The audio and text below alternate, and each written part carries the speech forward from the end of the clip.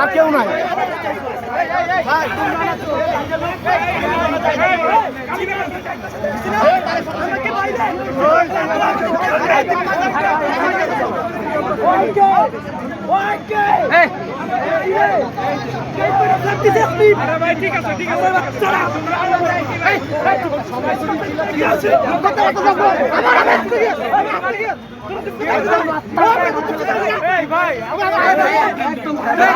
আমি সাংবাদিক।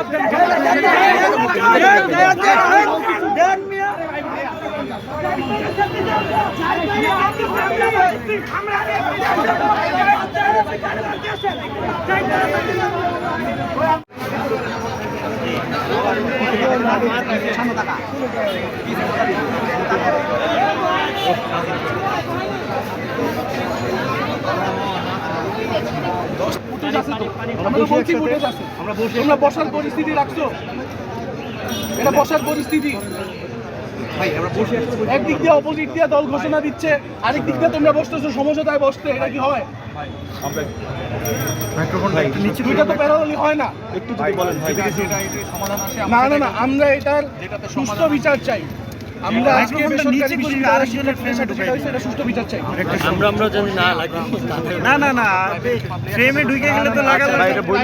এটা বললেই হবে, উত্তেজিত না আমরা আরে ভাই পরিস্থিতি এখন স্বাভাবিক আছে। আপনি বল মাথা ঠিক আছে ভাই, একটু যদি কথা বলেন আপনারা ভাই, আমাদের সাথে যদি একটু কথা বলেন ভাই প্লিজ ভাই। একটু আছে, আমি ফুটেজ দিচ্ছি, ঢাকায় নিয়ে আসেন, এখানেই বিচার হবে মিডিয়ার সামনে। সে যা ব্যবহার করছে মিডিয়ার সামনে, যেহেতু করছে মিডিয়ার সামনে, এটা বিচার হইতে হবে। ভাই একটু আপনার পরিচয়টা ভাই, আপনার পরিচয়টা ভাই, কোনো বক্তব্য দিব না। হ্যাঁ, এই যে তো জায়গা বলেন, পরিচয়টা আপনার পরিচয়টা একটু বলতেন। এই পরিস্থিতি আচ্ছা শোনো, আমরা সেটাকে ভেটো দিব।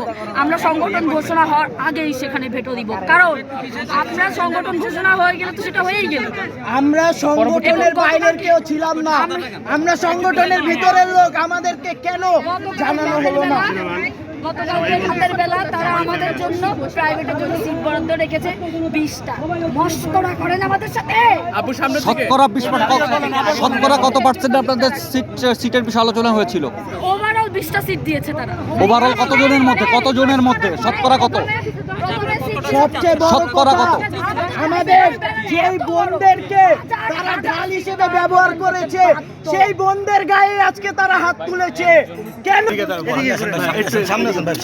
ভাই এদিকে আপনার দুই জায়গায় কথা মুন্নাকে আর সে হলো পশ্চিমবঙ্গের ছাত্র আন্দোলনে এখন আহ্বায়ক হয়েছে, তার নেতৃত্বে কিছু পোলাপাইন।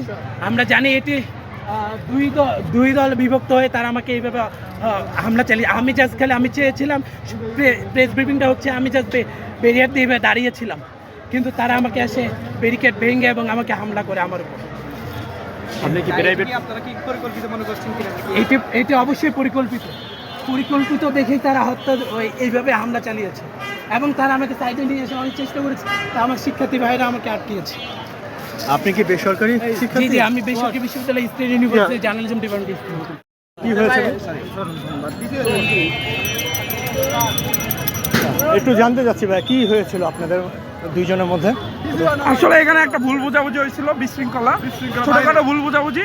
আমরা ভেবেছিলাম যে এখানে মনে করেন বাইরে একটু কিছু ছেলেপেলে আসছে ঝামেলা করার জন্য, পরে একটা ভুল বোঝাবুঝি সমাধান হয়ে গেছে। এটা মোটামুটি আমরা আলাদা করেছি। Thank you.